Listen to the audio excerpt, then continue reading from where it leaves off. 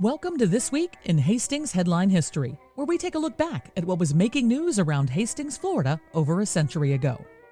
These are stories directly out of the pages of the Hastings Herald, which was published weekly in the early 1900s. It's fascinating to hear what they were talking about, as well as how they spoke in their articles from over 100 years ago. So sit back and enjoy as I share with you a few of the articles from this week in 1920. Hastings people in St. Augustine bilked.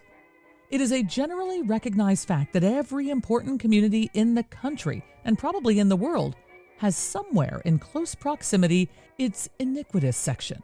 New York has its tenderloin, Boston its clamshell, Chicago has itself, and Hastings has St. Augustine.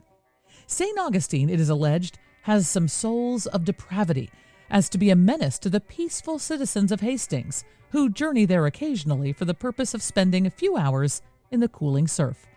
So great has this menace become that the air is filled with sad tales of the manner in which various citizens of the reputable and respectable town of Hastings have fallen into the clutches of evil saints and been talked out of hard-earned money, nothing of the mental suffering which they have been subjected to in consequence.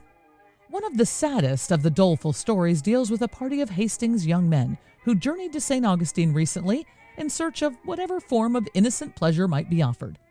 In the ancient city, they encountered a smooth stranger who confided to them that he had just received a shipment and that for a modest sum he could be induced to part with a single quart of it. A collection was taken forth, the money placed in the hands of the stranger, and the gullible gentlemen from Hastings were handed a quart. The rest of the story is almost too sad to relate, for the quart proved to be something which is described as tasting like tobacco soaked in water. At any rate, it was something far, far afield from what the local gentlemen had in mind when they paid their money. Still more melancholy was the experience of two of this town's most polished men of the world who went to St. Augustine in search of excitement and returned full to the brim with experience. This pair, almost immediately after the arrival in the sainted city, encountered a solemn visage, an individual dressed in the garb of a sailor who removed his cob pipe long enough to whisper a few words to them. According to his story, he had been fishing that morning and had dragged up a whole net full of contraband goods, which must have been spilled out of some smuggler boat. The storyteller took the Hastings citizens to the extent of $24 for 2 bottles of the contraband. He then led them through a devious, winding, and obscure back alley until he arrived beside a dilapidated shack from under which he drew 2 dark bottles, both carefully sealed. The salesman advised them that the shack was empty and that if they desired to sample their purchases there would be nothing to prevent it. He even loaned them a small corkscrew with which to open the bottles, and the happy pair from Hastings immediately retired to the interior of the building, where they proceeded to drink deeply. The liquid had a familiar taste, one they had been accustomed to for many years, and they quickly recognized it as cold tea. They felt no further need of hiding the bottles from the public gaze at that time. Instead, they boiled out of the shanty in much the same frame of mind that could be expected from a pair of abused wasps.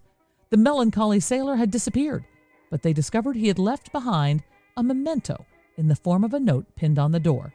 The note read, "If I hadn't taken this money from you suckers, some other wise guy would.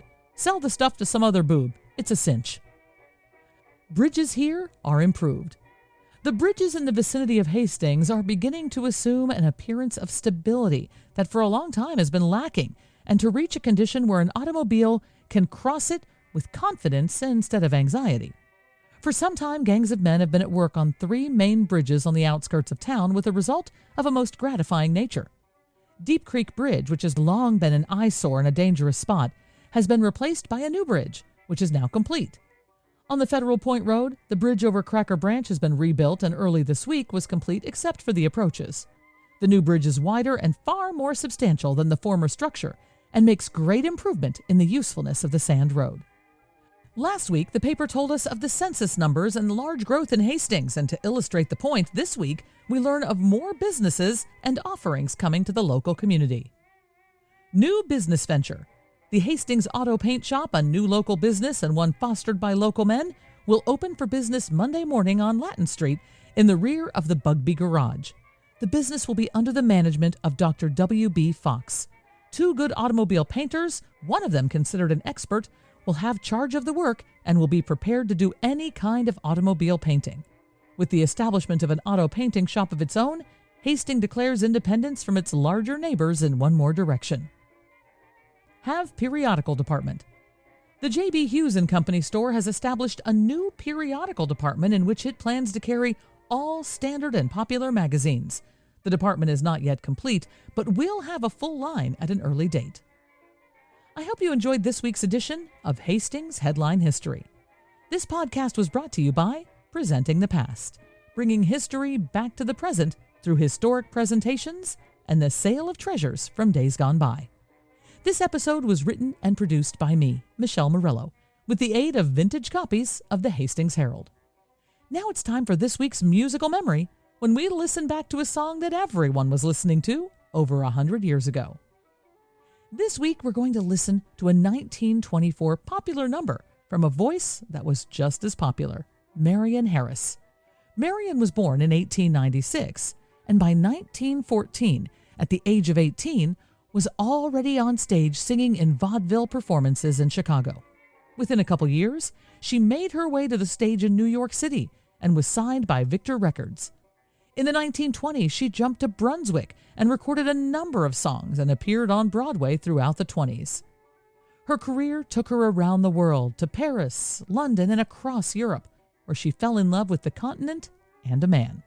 She retired from performing in the early 1930s and married a British man. They set up a home together where they were happy until it was destroyed in a German bombing attack in 1941. She came back to the States after that, to New York, to live and seek treatment for a neurological disorder. But her life was cut short, dying in a fire in a hotel when she was 48 after she fell asleep while smoking. So let's listen back to a voice of renown from the early 1900s. Here's Marion Harris in the 1924 hit, Jealous. Sweetheart, sweetheart, I've tried my best to let you do just as you please. But my heart, poor heart, won't stand the test. I find it full of little jealousy. I've tried and tried to hide it all from you, but